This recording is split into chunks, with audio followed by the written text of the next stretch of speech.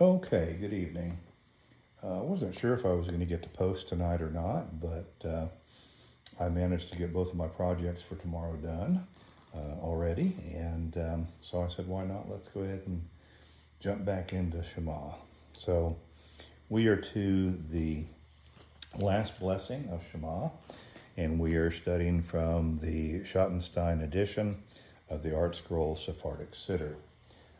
That puts us on page 111. With an eternal love have you loved us, Hashem our God. With exceedingly great pity have you pitied us, our Father, our King, for the sake of your great name and for the sake of our forefathers who trusted in you, and whom you taught the decrees of life, to do your will wholeheartedly. May you be equally gracious to us, our Father, the merciful Father, who acts mercifully. Please have mercy upon us, and still understanding in our hearts, to understand and elucidate, to listen, learn, teach, safeguard, perform, and fulfill all the words of your Torah teaching with love. Enlighten our eyes in your Torah, attach our hearts to your commandments, and unify our hearts to love and fear your name, so we not feel inner shame, nor be humiliated, nor stumble for all eternity. Because we have trusted in your great and mighty and awesome holy name, may we exult and rejoice in your salvation. May your compassion, Hashem our God, and your abundant kindness not forsake us eternally, forever to the end of time. Hurry and bring us blessing and peace speedily from the four corners of all earth. Break the yoke of the nations from upon our necks, and lead us speedily with upright pride to our land. For you effect salvation, O God. You have chosen us from among every people and tongue, and you, our King, have brought us close to your great name in love, to offer praiseful thanks to you and proclaim your oneness, to revere and to love your holy name. Blessed are you, Hashem, who chooses his people Israel with love. And I would like to speak for just a quick moment on chosenness. Many people have seen this as haughty throughout the years. I think we are chosen to bring Torah to the world. That's an awesome responsibility. As Fiddler in the Roof said, sometimes could you not choose somebody else? And I think every Jew at some point in their lives with a particular commandment or something has not thought, man, this would be a whole lot easier if I didn't have these commandments. But as we talked about in the blessings, we thank God that we're not exempt from them. So I really see it more as a responsibility than chosenness. So I hope that my listeners will at least understand that from my perspective. I'm sure everybody has their own. That's mine. So we talked about the laws of Shema, and let us get ready to begin here. There are 248 words in the Shema, but 3 of them are repeated by the Hazan and not said by the congregation. Therefore, if we are praying without a minyan, we add 3 words to Shema to bring it back up to that 248. We say, God, faithful King. 248 is the, mystical number of limbs or organs, etc., in the human body. It is also the number of the negative commandments in the Bible. Shema is made up of Deuteronomy 6, 4 through 9, Deuteronomy 11, 13 through 21, Numbers 15, 33 through 41. And the Ve'ahavta that we will say, and you shall love, is Deuteronomy 6, 5. The second line that we say after Hear, O Israel, is not actually found in the Torah or in the Bible. It was actually a response to the high priest during the time that the temple stood when the high priest would utter the divine name. And Shema is the oldest fixed prayer in Judaism. All right, let's begin. Hear, O Israel, Hashem is our God, Hashem is the one and only. Then in an undertone, blessed is the name of his glorious kingdom for all eternity. You shall love Hashem your God with all your heart, with all your soul, and with all your might. They use resources. Sorry, I hadn't turned the page. With all your resources. Let these matters that I command you today be upon your heart.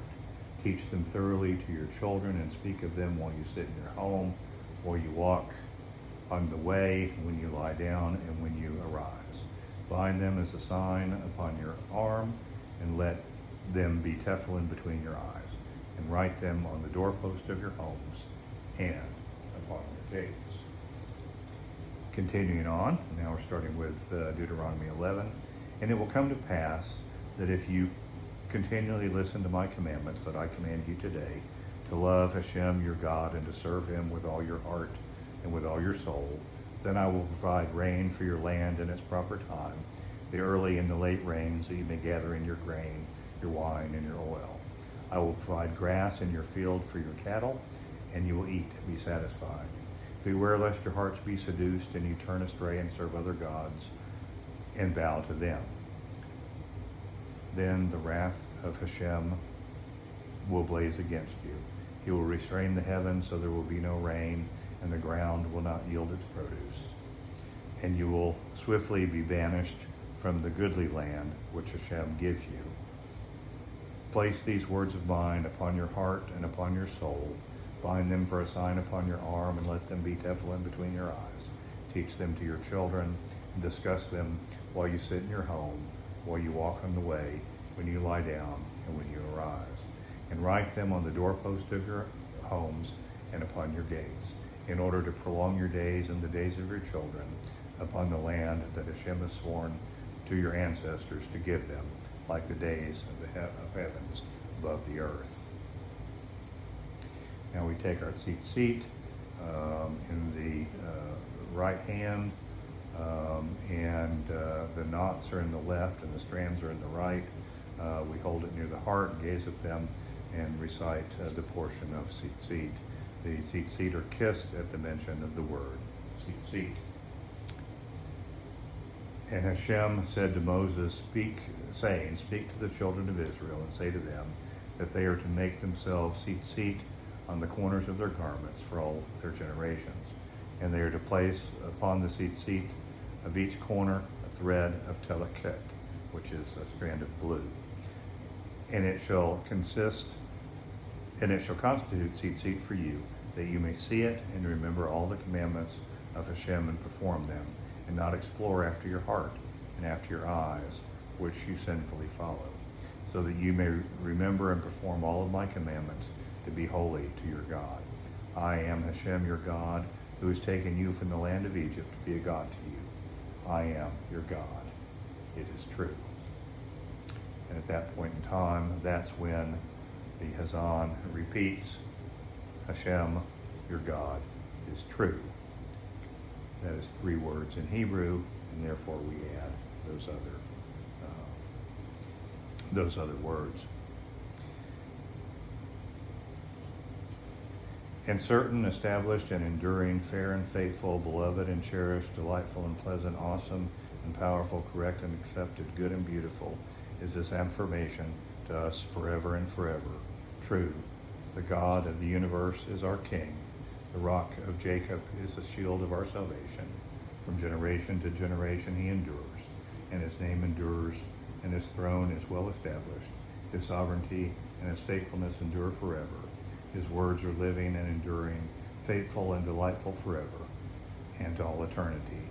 For our forefathers and for us, for our children and for our generations, for all the generations of your servant Israel, offspring. Upon the earlier and upon the later generations, this affirmation is good and enduring, with truth and faithfulness. It is an unbreachable decree. It is true that you are Hashem our God, and the God of our forefathers, our King and the King of our forefathers, our Redeemer, the Redeemer of our forefathers, our Molder, the Rock of our salvation, our Liberator and our Rescuer. This has ever been your name, and we have no other God but you. Salah. Very nice.